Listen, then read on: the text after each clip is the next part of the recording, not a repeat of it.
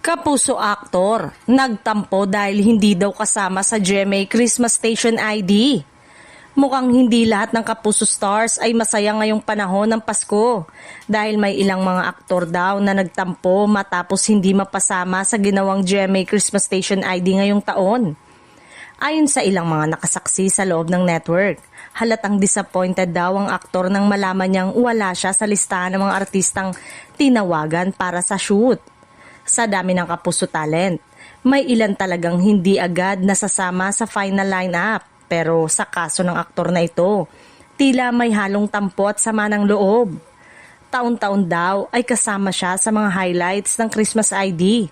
Madalas pa siyang binibigyan ng solo frame o special appearance. Kaya nang malaman niyang hindi siya invited ngayong taon, napaka-question daw kung may nagbago ba sa trato ng network sa kanya. Dagdag pa ng source, may mga kasamaan daw itong aktor sa GMA na nagsabing deserve naman daw niyang maisama dahil isa siya sa mga consistent faces ng network. May ilan pa rin na nagsabing baka nagkaroon lang ng miscommunication sa production. Pero ang aktor daw ay tila nasaktan na rin dahil hindi man lang siya tinawagan o naabisuhan. Ang mas interesting pa, may bulong-bulungan na isa sa mga bagong paborito ng network ang binigyan ng mas malalaking exposure. At doon daw nagsimula ang tampuhan.